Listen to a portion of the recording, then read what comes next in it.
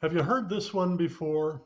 Hey, don't condemn wind and solar because they get government subsidies. The government subsidizes all energy sources, including oil, gas, and coal. Well, if you've heard that, you'll want to hear tonight's program. Our guest tonight is Mark Mathis of the Clear Energy Alliance, and he will knock that one out of the park. So join us and invite your friends too.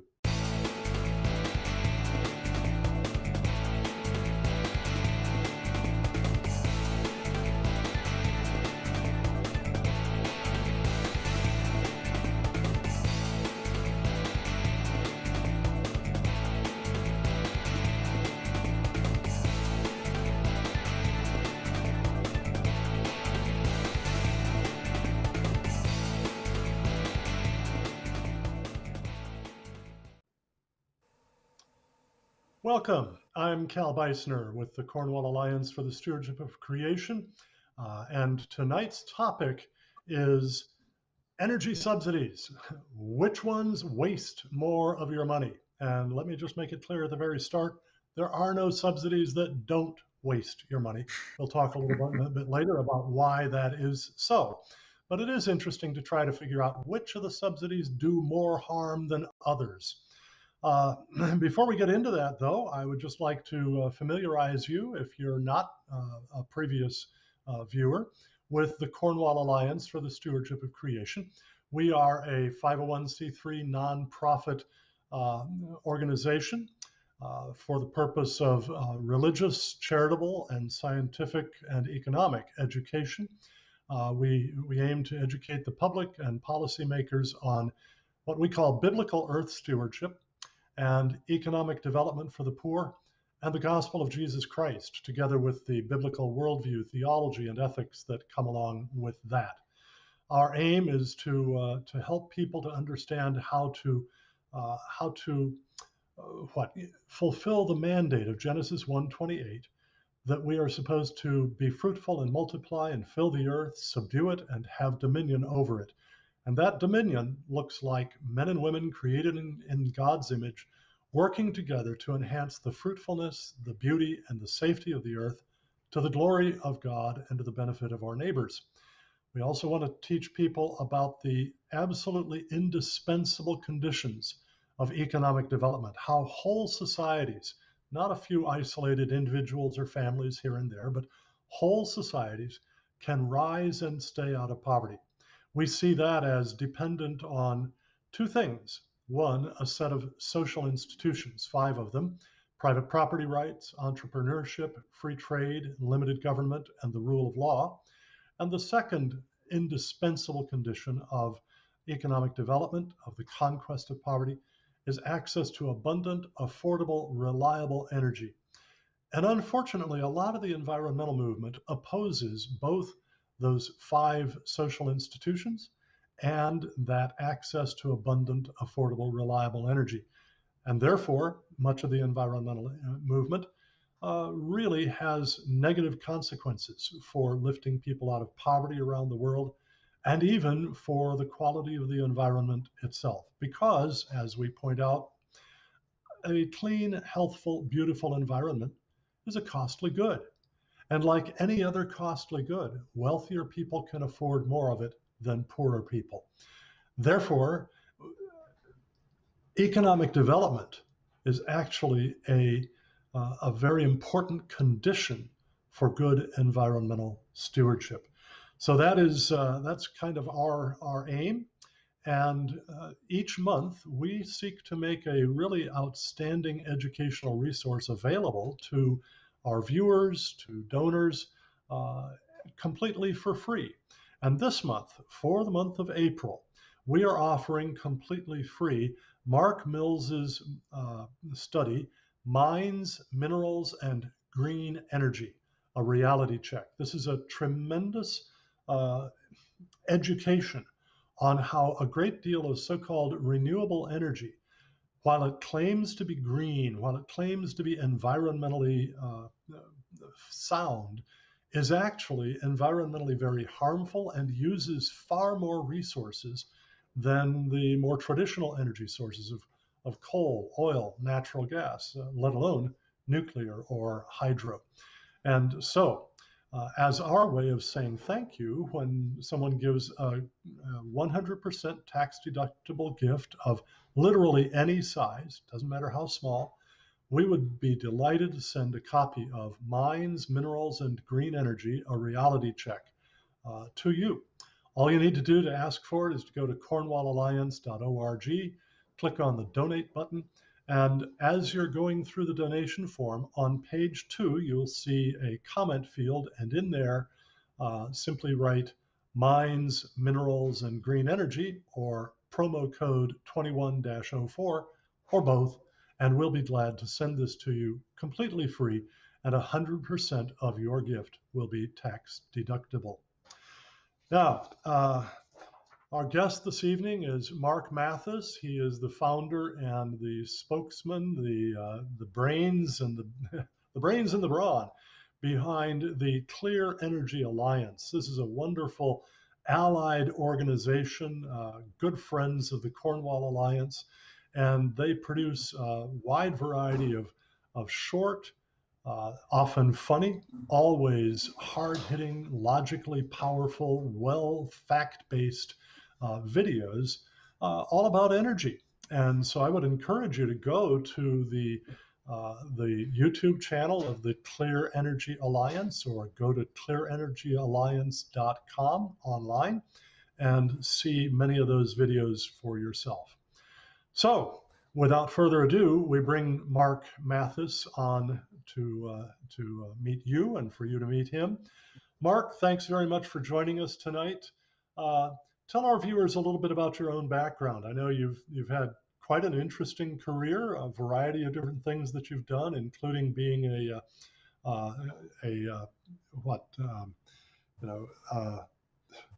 Oh, proper title for what you were, a news anchor. Yes, a right. television news Yeah. anchor. So tell Yes. us about yourself. Well, that's how I started. I was a television news reporter and anchor at several state TV stations across the country, from California to South Carolina. I was in Las Vegas. I worked at a couple of different stations in New Mexico, which is where I've spent most of my life. So that's how I got my career started. I did that for about 10 years, and then Mhm. got on my own sort of media relations company, started doing media training, really enjoyed that.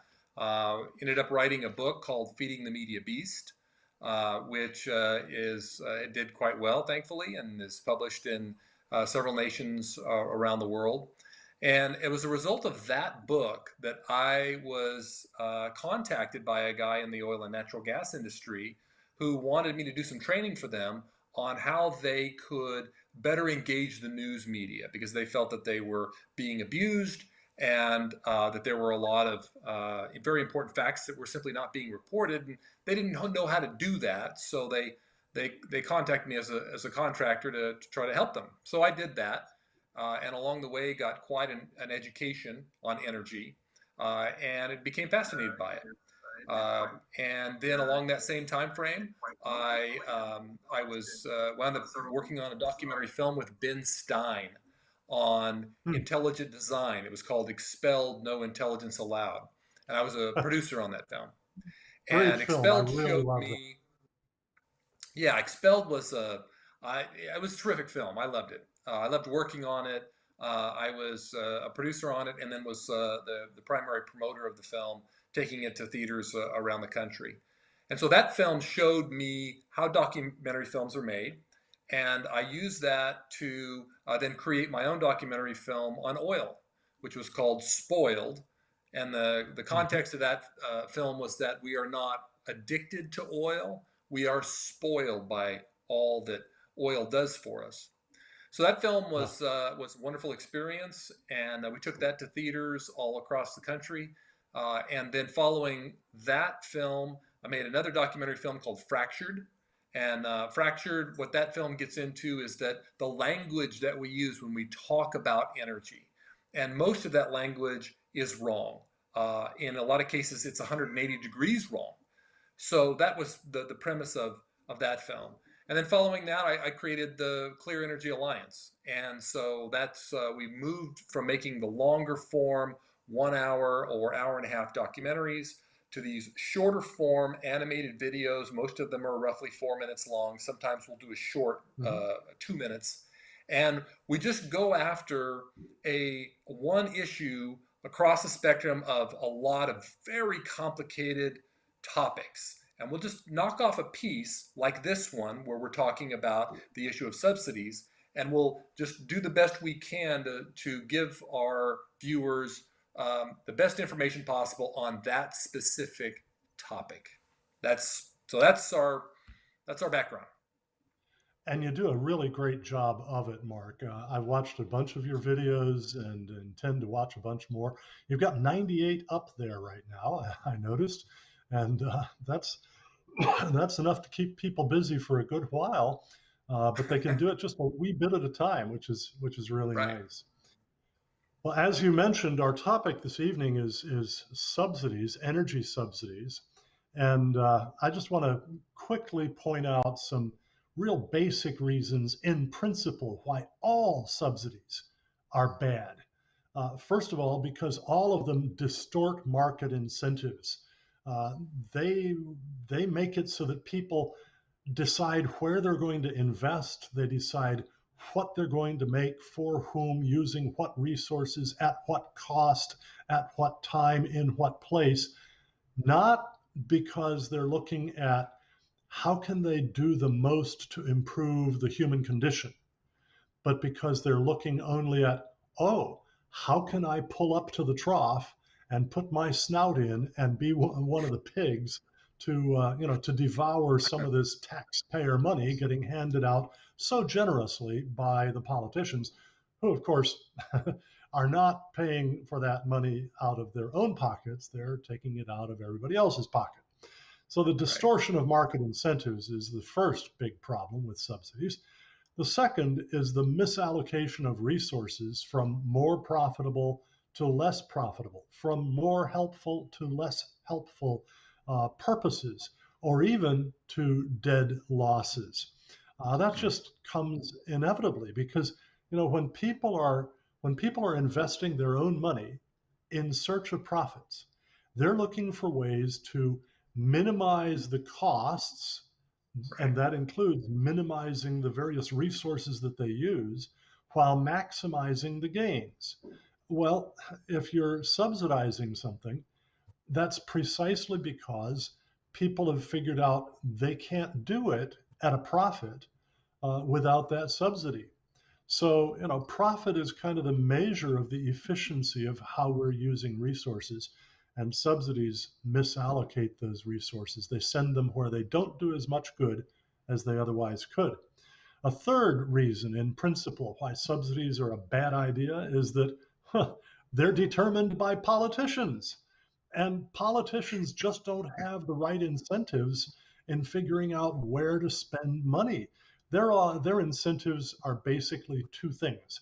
One, getting reelected, not Mhm. investing money profitably, but getting reelected. And that means that they respond to high pressure groups. The vast American population hardly notices what's being done by this or that or another subsidy because it's a small part all by itself of our budgets. But all the subsidies together, rolled together, turn out to be a big part of our budgets, and it really hurts. But the problem is, none of us has a strong incentive to go out and really work hard to prevent that. Whereas the recipients of the subsidies have a very strong incentive, so they lobby the politicians like crazy, and they promise them votes, and the politicians respond. Then, besides that, there is, as I hinted a minute ago, no personal risk involved for the politicians in the spending of that money because they're not investing their money, they're investing somebody else's money. And hey, I'm always glad to be generous with somebody else's money, but ask me to be generous with my own money, and gee, I might think twice. And then finally, those are the general problems with all subsidies, or there are general problems with all subsidies. uh, subsidies of education, of food, of housing, of medical care, whatever it is, all of them run into exactly those problems. And tonight we're focusing specifically on how energy subsidies do that. And I'd love for our viewers to get a chance to see your recent uh, few minutes long video on energy subsidies and just exactly what happens with them. I think we've got that ready to roll. The U.S. Congress has extended subsidies for wind and solar again. That means wind and solar companies will rake in more of your money. But never fear, our leaders made sure you'd get some consolation prizes. For starters, you get even higher electricity bills and higher state and federal taxes. Ah, the gifts that just keep on giving. Some of you will even be getting blackouts, which is nice. Sorry for the sarcasm, but this gravy train should have been stopped long before now. More than 40 years ago, Congress told us wind and solar needed some extra help, as in money from your pocket, to kickstart these technologies. Well, the wind and solar toddlers have grown up. They're fat and happy, but somehow they keep getting more subsidies, which is weird since we keep being told that wind and solar are cheaper than natural gas, coal, and nuclear. In the relief bill, Congress extended investment tax credits for solar by an additional 2 years. The wind production tax credit was extended through 2021. If you're like most people, you don't know what this stuff means. It's so convoluted. Truth be told, many of the politicians who signed off on these subsidies, they don't know either. But if you're interested, the Texas Public Policy Foundation produced a report that explains why these subsidies are such a bad idea. The biggest problem with all subsidies is that they distort markets. In the electricity sector, tax credit subsidies incentivize wind and solar companies to build projects in places where they can maximize their generation, not necessarily in places where their electricity is actually needed. They crowd out reliable generators, leading to higher system costs and reliability problems, including blackouts. The Texas Public Policy Study indicates these companies likely make as much money from the subsidies as they do from selling electricity. That's what happens when market conditions are distorted by government handouts. Of course, I can hear my critics. Mark, the government subsidizes all energy sources, including fossil fuels. This is true, but it's also a wildly distorted claim. The electricity market shows us why. If we measure how much of a subsidy various energy sources receive from federal taxpayers, you can see that wind and solar take the most by far, but even this chart doesn't fully capture energy subsidy reality. This one does. What's measured here is the amount of subsidy taken per unit of electricity generated. Oil and natural gas are basically a rounding error. Hydro, coal, and nuclear don't get much more. The production and investment tax credits are especially problematic because they create unholy alliances between wind and solar companies and tax equity investors. It's basically some bureaucratic money shifting that allows everyone involved to make a lot of money while the taxpayer picks up the bill. So here's a thought. Why don't we just end subsidies for all energy providers and allow free and fair markets to work as they should? It's time, isn't it? For the Clear Energy Alliance, I'm Mark Mathis. Power on. Yeah, it's a truly, truly educational video. It's fun, it's clear, and it's factual, and it even has a good bit of humor in it. So really appreciate that work that you've done there, Mark. Um, excuse me. Before we ran the video, I named some of the problems in principle with all subsidies. Now I want us to just kind of walk through that video, and we're going to pick up various points of it and talk about a little bit more depth of what's wrong specifically with the energy subsidies. So first off, let me just ask you, what are the actual results of the energy subsidies as distinct from the results that the proponents claim for them? Well, in the case of the electricity market, the results are that we have a electric grid that is far less reliable than it should be, and that your electricity bills are higher also than they should be. Reliability is what you want with the electrical grid. It has been called by some observers, and I agree with this, is that it is almost a miracle that this thing even works. The grid Yeah. operates on an AC system where it's 60 megahertz. And in order for the grid to stay up and be stable, it has to remain within 1 hertz of that number 60. If it gets to 60 and a half, it gets to 59 and a half, now you've got really big problems where you can start having breakdowns and damage to the transmission system. So the grid demands this consistency. And what we're doing with renewables is we're adding wind and solar. These are unreliable electricity generators. They're throwing unpredictability in large quantities into the system that makes it difficult to hold that line. And so as, let's say you're on a bright sunny day and solar is pumping massive amounts of electricity into the system, the other electricity providers are having to back off while solar basically picks the low-hanging fruit. And then a giant cloud rolls in and goes, cuts between the sun and the solar panels, and now their electricity generation drops dramatically. Something has to make up that difference, and it has to do it really fast. And generally that comes from natural gas that has what's called spinning reserve, that you have these peaker plants and they have their turbines are turning in spinning reserve, waiting, using fuel and waiting until they're called upon in order to pump that electricity into the system so that the grid remains stable. And the same thing happens with wind, where wind will be blowing very hard and then it'll moderate and then it just can suddenly drop off to nothing.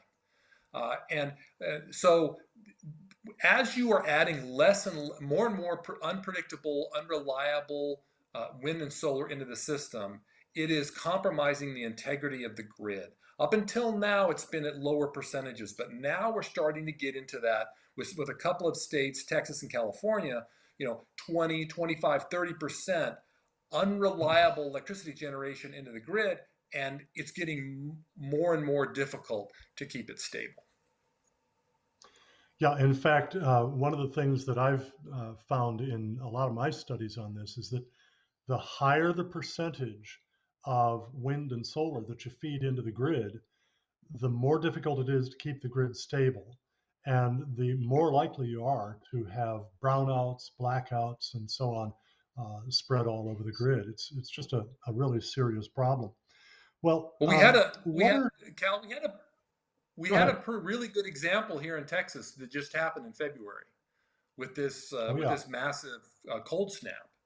And this kind of gets to the core of this subsidies issue, because what we have here in Texas, we've got a lot of investment in wind, and we know that during the wintertime, the wind's not blowing very much, and we know that we're not going to get much juice out of it.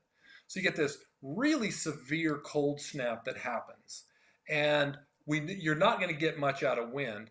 And then we had problems with some freezing pipes with natural gas and coal, and even a problem with nuclear, so that we weren't able to deliver the amount of power that we had to keep the system up. So ERCOT had to Right. deliver rolling blackouts. The important issue here that the wind and solar advocates and a lot of people in the media that they don't consider, they don't look to, it's a deeper issue, which is that because the state has spent so much money or allowed so much of a penetration of wind into this market, that has displaced the base load power providers that come from nuclear, coal, natural gas, to the point that you can't meet peak demand. When in a crisis, an extreme moment, which is going to happen from year to year, you're going to have some of these. You have to meet peak demand, and when you have all of this capacity, unreliable capacity that's on the system, that's displaced the reliable generators that will keep the power on when you need it. Exactly. Well, what's, how long have these been around? I mean, what's the history of the wind and solar subsidies, Mark? It's been around for decades. I mean, you look at the PTC, for example. This was first introduced in the early Which is, 1990s. I think it was 19 which is the production. letters I'm stand sorry. for Yeah, production tax credit. Yeah. right. Production tax credit, and this is the tax credit subsidy that's used for wind. For solar, it's generally the investment tax credit, the ITC. And so, but the Yeah. production tax credit, this has been roughly 30 years, and there was a smattering of subsidies prior to this. But so we've had 30 years. If we just take wind as an example, and the whole idea was that modern wind turbines needed a chance to kind of develop, penetrate the market. Let's introduce a different energy technology into the system, and it just needs that taxpayer support. That was the idea. Yeah. Well, as you saw in the video, these technologies, wind and solar, they have gone way past their the moment at which they needed to be supported. Now they're just getting fat. They're just eating up tax dollars and ratepayer dollars across the board, and they are providing. Not only are they not providing, I mean, there's more capacity, but mostly what they're providing is higher bills and less reliability. Yeah. Yeah. I guess if there were a movie made about the subsidies to wind and solar and what they have done to the industry, it might be titled "Failure to Launch." Because, Yeah. because frankly, that's exactly what's happened.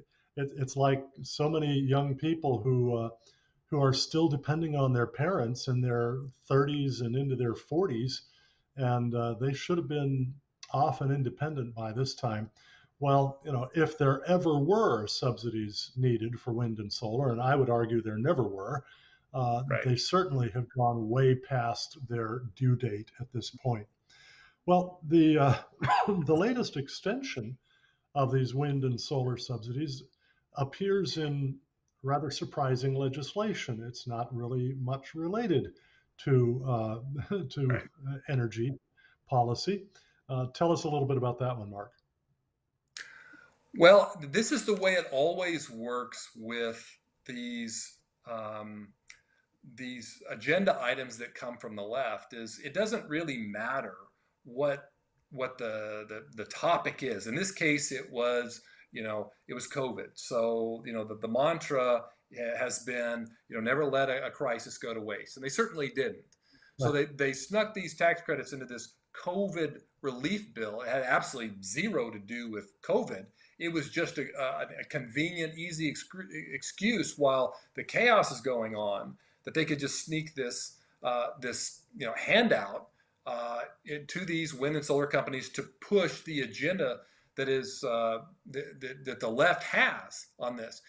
I'll tell you an interesting little story about this video that has to do with censorship. Little off topic, but it's kind of interesting. When we first put this video out, we identified it as these tax credits, these subsidies were inserted into the COVID relief bill. We named the COVID relief bill. Well, Google doesn't like that, and YouTube doesn't like that. So And because we Facebook said doesn't like. COVID, and because there were we had text in the video that said COVID, they they wouldn't allow us to do any advertising. They shut down our advertising on it. And we do some advertising. It helps move our videos along. It gets us a lot Sure. of attention, and then it snowballs. So we had to pull the video down. Losing thousands of views and all kinds of comments, dozens and dozens of comments. We had to pull that video down, edit it out, and take the word COVID out of the narration and remove the text COVID so that we could actually do a little advertising with the video. Yeah, I mean, Big Brother in the form of big tech is looking after us and making sure that everybody gets the right truth, uh, Right. big tech That's right. truth. about COVID. Yeah, I notice every time I put anything onto Facebook that mentions COVID, Facebook puts a notice on there. Hey, for the truth about COVID, go to such and such. Hey, that's just that's not fair, frankly. But we can leave that one aside for the time being. I want to again welcome our viewers tonight, those of you who joined a little late here. Thanks very much for joining us. Want to remind you that we are this month offering to send a free copy of an amazing study called Mines, Minerals, and Green Energy, a reality check by Mark Mills, one of my favorite energy experts. Uh, we would be delighted to send you a free copy of this when you make a donation to the Cornwall Alliance of literally any size. All you need to do to request your copy is go to cornwallalliance.org, click on the donate button, and as you fill out the donation form, on page 2, you'll find a comments field. And in there, just write in mines, minerals, and green energy, or promo code 21-04, and we'll be glad to send you a copy of this, and 100% of your donation, no matter how small, no matter how large, will be tax deductible. This will be a way for you to support the Cornwall Alliance's educational mission, educating the public and policymakers on economic development for the very poor, and on biblical earth stewardship, and on the gospel of Jesus Christ and the biblical worldview, theology, and ethics that come along with that. So I would invite you to get a free copy of that. And frankly, don't just read it for yourself, but share it with others. In fact, after you've gotten a free copy, at a later time, we'll actually be putting that into our online store. And I'd encourage you to get multiple copies and give them to teachers at nearby public schools or Christian schools, because frankly, our educators need this kind of information. Well, back now to our guest, Mark Mathis of the Clean Energy Alliance. Thank you so much for joining us, Mark. You point out that the subsidies to wind and solar encourage these companies to build where they can maximize their electricity generation. Well, that sounds like common sense, doesn't it? But you think not. How come? Well, I'll tell you that in a second. I want to point one thing out. It's a common mistake. This happens all the time. Is that we are the Clear with an R Energy I'm sorry, Alliance. clear. So Yes. Anyway, so if you're trying to find us on YouTube, you would not find us. Okay, so Clear Energy Alliance. If we look at, I think Texas is a really good example, since this state has more wind turbines than any other state in the country. We've got a lot of wind out in West Texas. Okay, well, that's not where the users are of this electricity. That electricity is needed in Houston and Dallas and outside of West Texas, over here on the east side of Texas, or the central part of Texas. That's where the South. That's where we need the electricity. So what they've done is they've erected this generation way out in West Texas, where it blows quite a bit. Yes, blows more there. So yeah, you can generate more juice there. But in order to move that electricity to where it's needed, you have to put up a lot of high-powered transmission lines, high voltage transmission lines, in order to move that electricity. Well, that costs an enormous amount of money. In Texas, we've spent somewhere around a little more than $7 billion on what are called CREZ lines so far, and by 2029, that number is going to be $13 billion. These are big, big dollars spent on transmission and connection, and in order to move that electricity. And something else that people don't know, or they don't think about this topic, is that these turbines have a lifespan.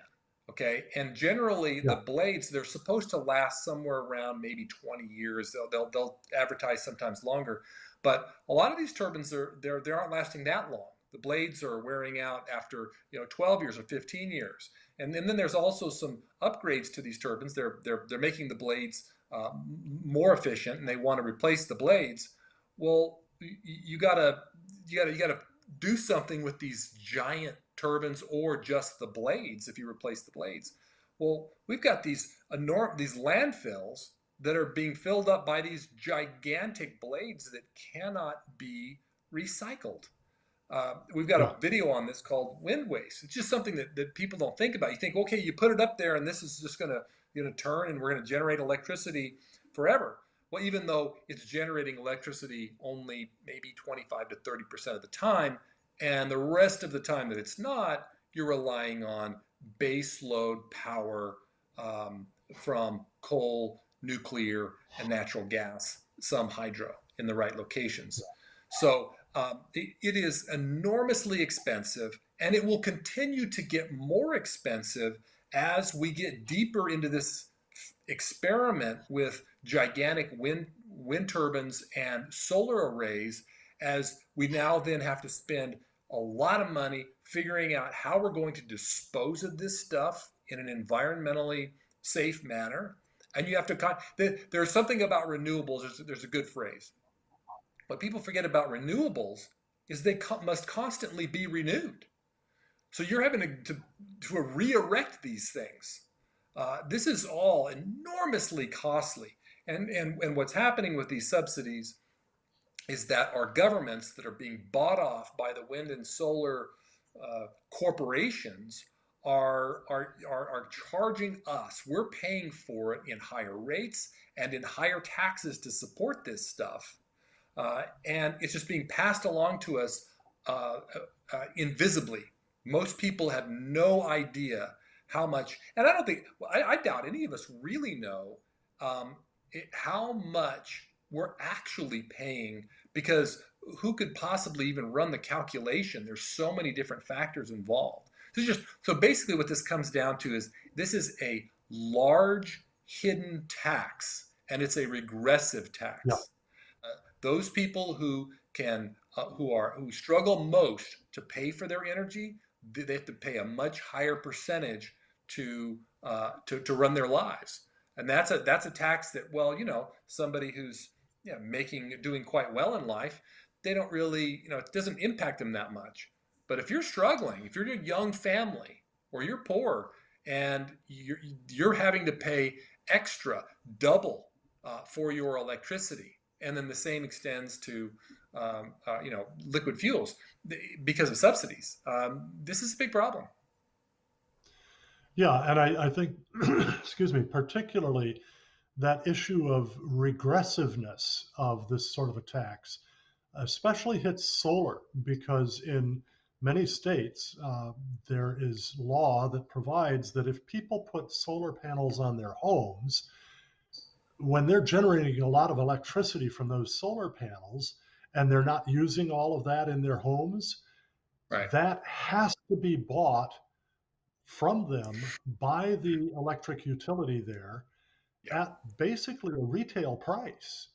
Right. And so that means that the utility company is paying a very, very high price for that input of electricity, much higher than it pays for electricity from a natural gas plant, a coal plant, for that matter, even from a large solar array, an industrial sized solar array.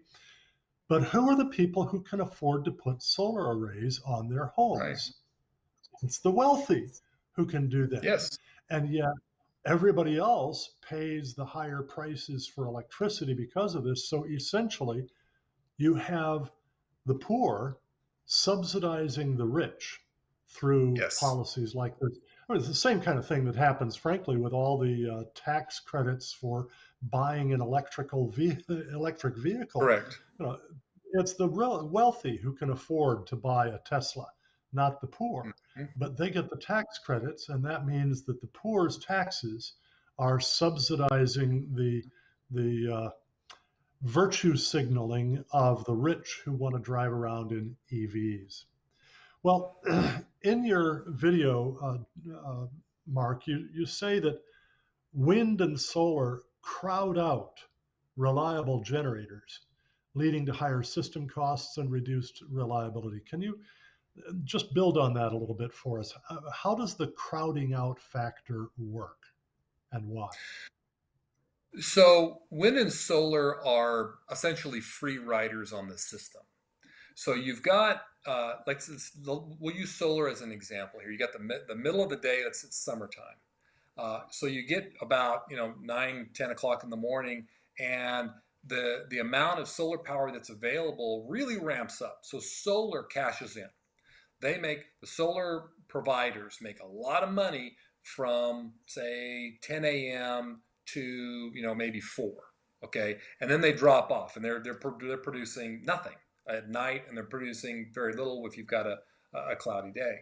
So they're cherry picking off of this. So if you're a coal or natural gas or nuclear provider, you're providing electricity 24/7. And so what you've got is this free rider who comes into the system and takes a big chunk of the space that you could be generating power. Their system costs are essentially the same, especially for nuclear. So you have to suppress the amount of electricity that you're producing so that solar can come into the marketplace and skim off all the high value electricity prices. So when under those conditions, older nuclear, natural gas, coal plants are being retired because these plants can't make a profit. The profits are being siphoned off by the free riders, the wind and wind does the same thing under when they come into the system when it's windy, and then when it's not, well, they don't. And this really gets the problem is that there's no penalty for not providing power. There's no penalty. Yeah. That's what's got to change. There has to be a penalty. You are going to be in a correct system. You would be required. If you want to participate in the system, you have to participate at a certain percentage, and people a lot smarter than me can figure out exactly how to do this. Texas public policy, I'm sure, can tell you. And so that if you don't provide power, then there's a massive penalty. This completely flips the economic equation, and this would create a system by which solar and wind companies would have to partner. They would have to integrate in some way with base load providers so that we make sure that we have enough electricity 24/7. Okay. Yeah. Now, another of the issues is that the defenders of subsidies to wind and solar are always quick to point out, well, after all, government subsidizes all different energy technologies, all different energy sources, including fossil fuels. Well, what's wrong with their argument there? How much subsidy goes to the various sectors? Not for the moment per unit of energy produced, but total. How much total subsidy goes to the various sectors? Yeah, the Texas public policy had a really good graph on this, and we're talking about how in the electricity sector, where and it's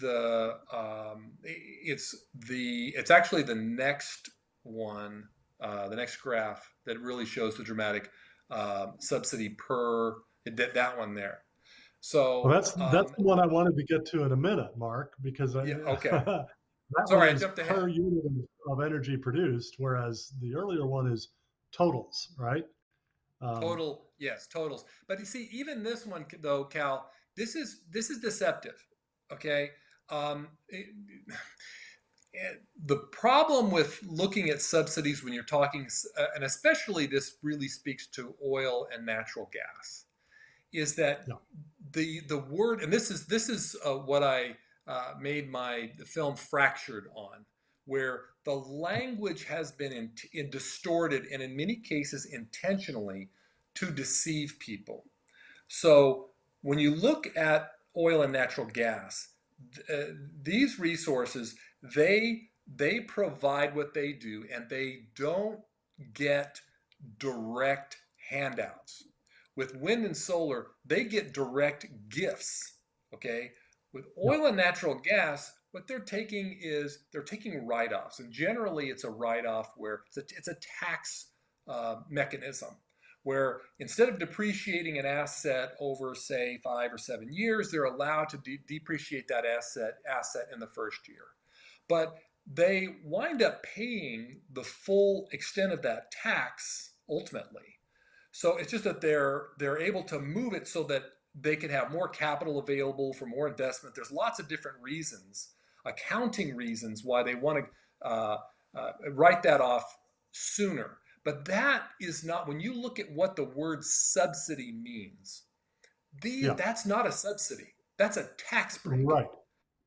And Right. so this is where the activists and the politicians have really messed with the public's understanding of this stuff, is they started calling tax breaks subsidies. And then the last thing I'll throw down on that is that oil and natural gas pay out enormous amounts of money to the federal, state governments, and to individual royalty owners. They're actually producing money for the tax, for the taxpayers, and for private owners. They're putting money back, whereas wind and solar, all they do is take. Yeah. Yeah.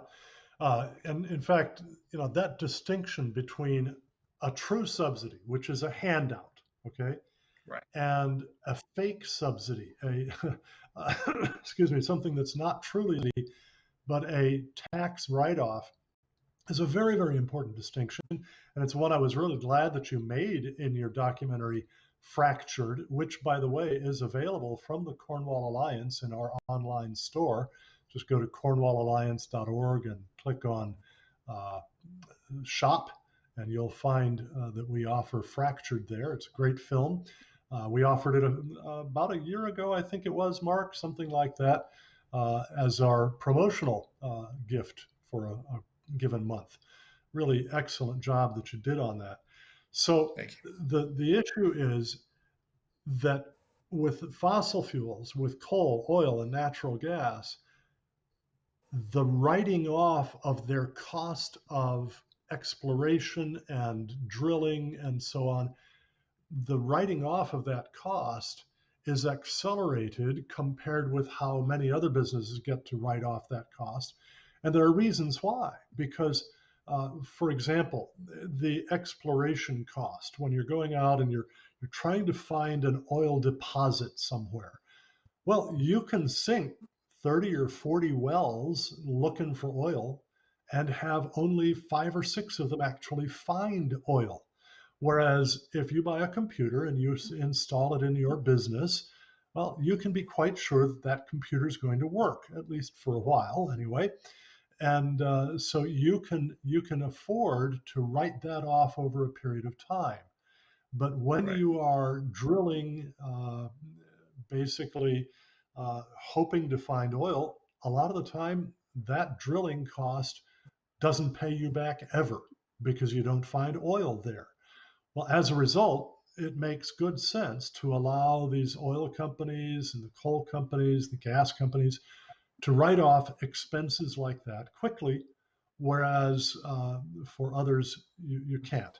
That's not truly a subsidy. A subsidy takes money that used to belong to somebody else and it taxes it away from that person, and then it gives it to the subsidy recipient, in this case, the wind and solar companies.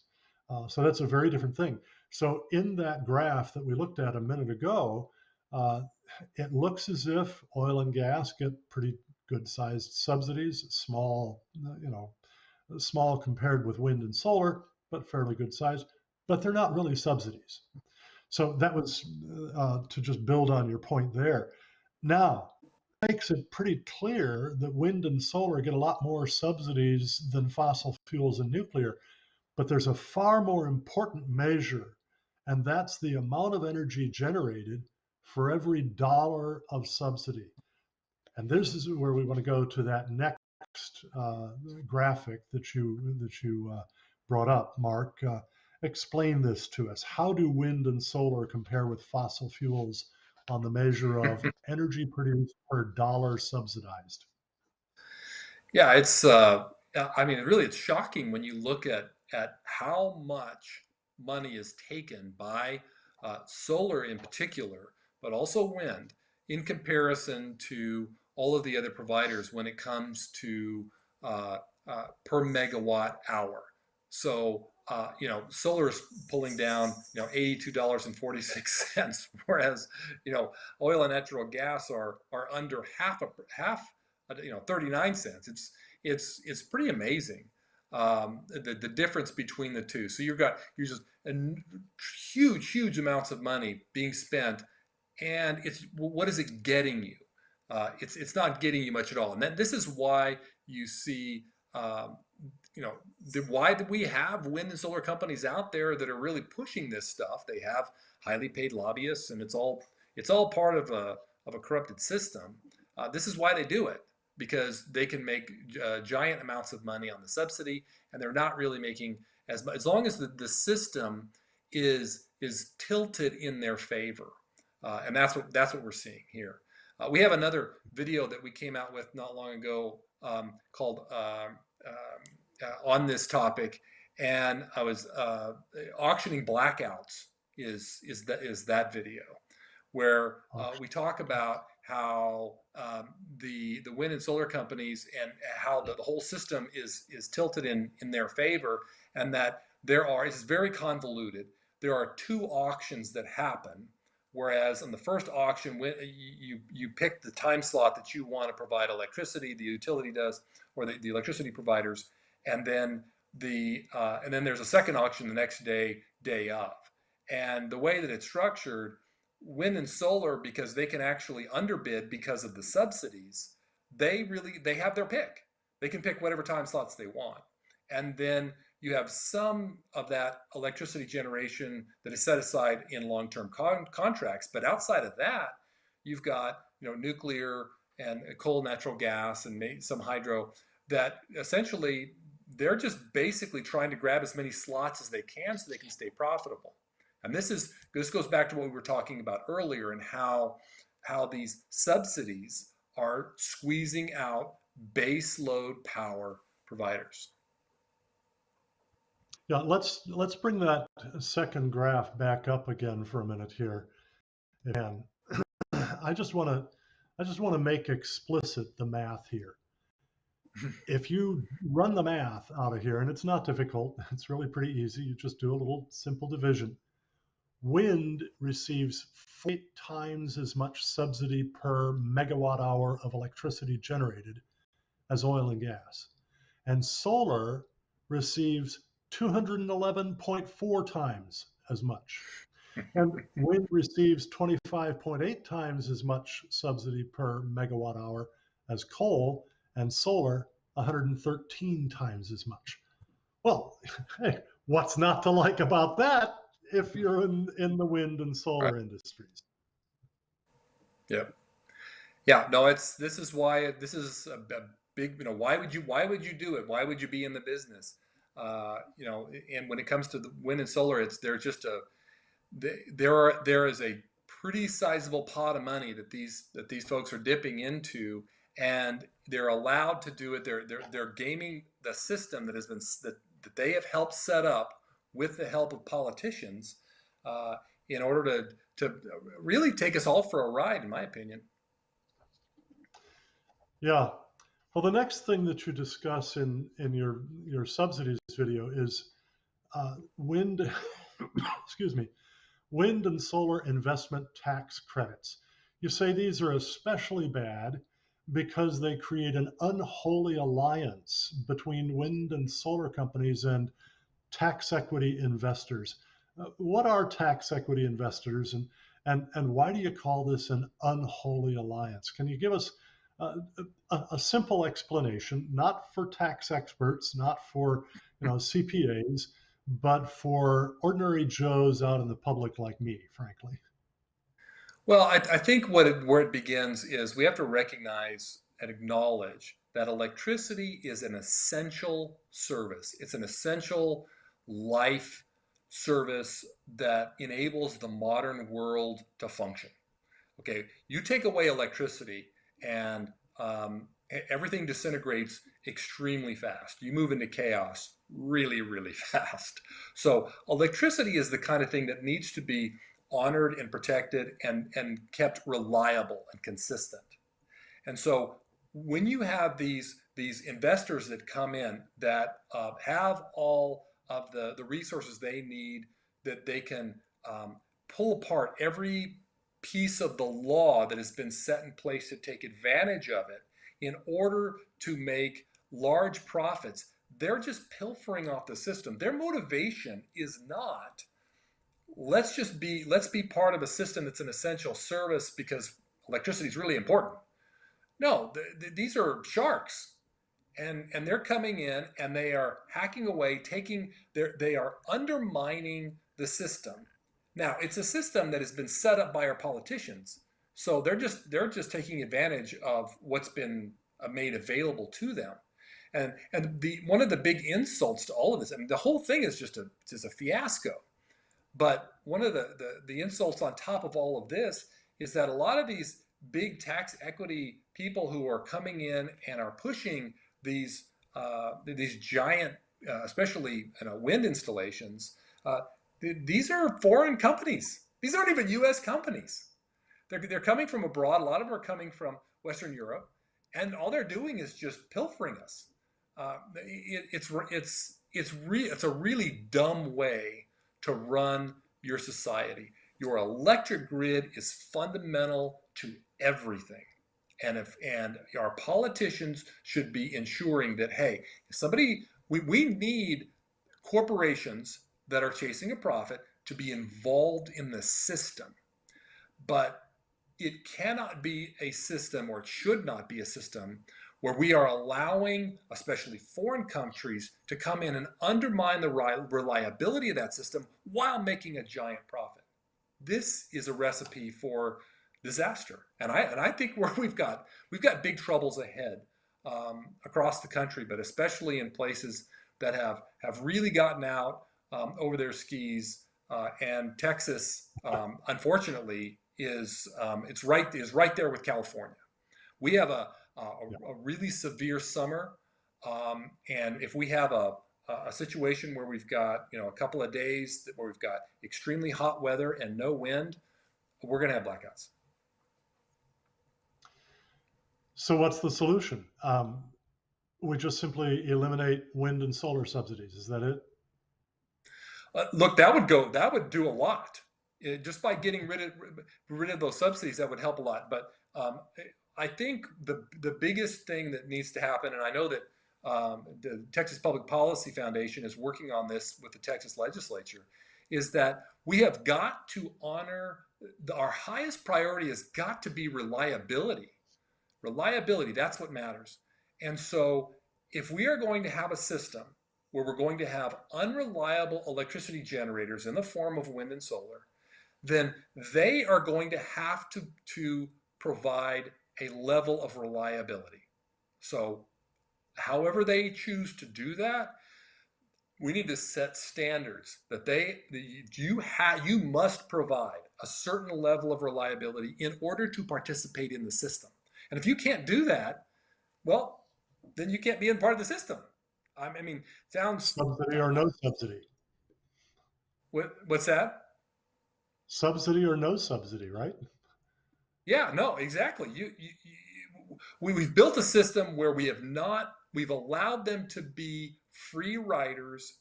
They are not in jeopardy when they don't provide power.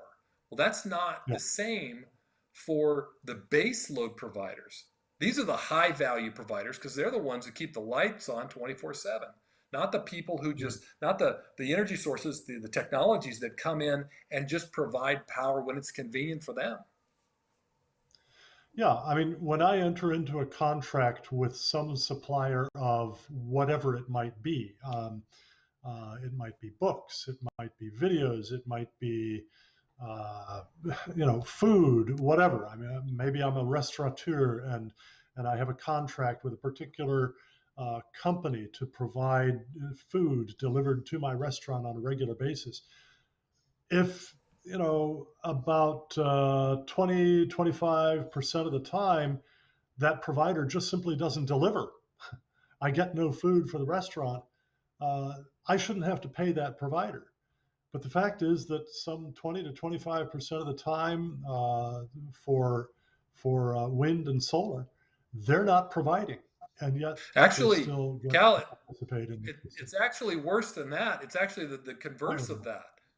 It's the converse of that. It's worse. They're well, that's only true. delivering 25% of the time. 75% of the time, That's right. they're not delivering. Yeah, exactly. Well, my friends, the Clear Energy Alliance, of which Mark Mathis is the founder and the leader and a wonderful spokesman, has been producing great short videos like the one you saw about energy subs early in tonight's program for over 3 years now. And at last count, they have 98 of these videos up on their YouTube channel. I'd encourage you to go there. Go to YouTube and go to the channel of the Clear Energy Alliance and view all of them. And they're short, they're humorous, they're factual, they're hard hitting. Tell your friends about them as well. The Cornwall Alliance and the Clear Energy Alliance are definitely allies in a major effort to bring sanity, to bring profitability, to bring justice to the energy policy in American law and policy. Mark, your latest video is titled Wrecking Biodiversity. We have just a minute or two left here, but can you real quickly tell us about that video, Wrecking Biodiversity?